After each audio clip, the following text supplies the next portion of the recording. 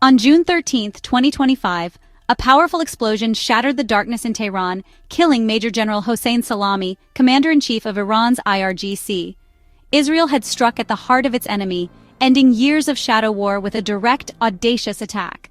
This was no ordinary assassination. It was a public declaration that the old rules no longer applied. The world braced for the fallout, as Iran vowed revenge and global powers scrambled to prevent a wider war. For decades, Israel and Iran fought through proxies and cyber attacks, but Salami's death marked a dramatic escalation. He was more than a general. He embodied Iran's military might and defiance. Operation Rising Lion, Israel's campaign, also targeted Iran's nuclear and missile sites, signaling a new phase in the conflict.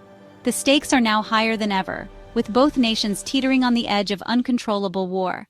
The death of Salami is a seismic event, pushing the Middle East into uncharted and dangerous territory. Understanding this moment means recognizing just how close the region is to catastrophe. Hossein Salami was the powerful commander of Iran's IRGC, overseeing 125,000 elite troops and a vast security network. Fiercely anti-Israel and anti-US, he shaped Iran's aggressive foreign policy and directed proxy militias across the Middle East. Under his leadership, the IRGC controlled Iran's missile program, nuclear security, and cyber operations. Salami was the architect of Iran's regional strategy, making him a top target for Israel. His death leaves a leadership vacuum at a moment of crisis, disrupting Iran's ability to coordinate its response. For Israel, eliminating Salami was a calculated move to weaken Iran's military reach. But his assassination is also a rallying cry for Iran and its allies, fueling calls for revenge. The loss of Salami is a blow to Iran's command structure, with unpredictable consequences. The strike that killed Salami was a masterclass in military precision. At 2:47 a.m., an Israeli warplane evaded Iranian defenses, launching a missile that obliterated Salami's convoy in central Tehran.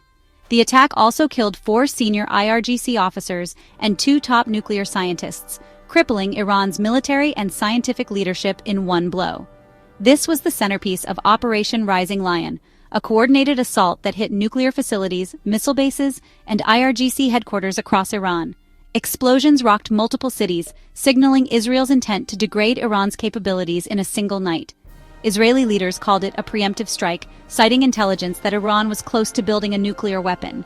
Recent Iranian provocations, including missile tests and support for proxies, convinced Israel to act decisively. The operation's scale and success stunned the world, leaving Iran reeling. The message was clear: Israel would not wait for the threat to grow any larger. Iran's response was swift and furious. Supreme Leader Khamenei vowed severe revenge on national television, as crowds filled Tehran's streets in anger. Iran's military and proxy forces mobilized, preparing for retaliation.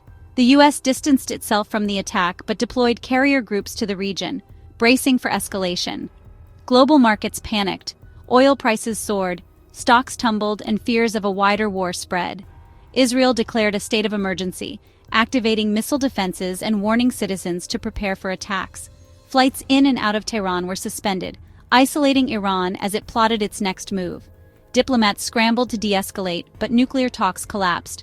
The region was now on a war footing, with both sides ready for the next strike.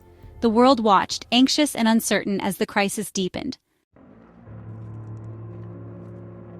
The question now: how will Iran respond? Direct missile strikes on Israel could trigger all-out war, while proxy attacks by Hezbollah or others risk a devastating regional conflict. Iran might also target Israeli or U.S. interests abroad, calculating risk versus survival. Many analysts expect Iran to strike through proxies, avoiding direct confrontation but still seeking vengeance. The U.S. aims to deter escalation, but its influence is limited. Its priority is protecting allies and global oil supplies. The Middle East stands at a crossroads, the fragile status quo shattered. De-escalation is possible, but the path is narrow and fraught with danger. The coming days will reveal whether this bold Israeli strike resets the balance or unleashes a firestorm with global consequences. The world holds its breath, hoping for restraint, fearing the worst.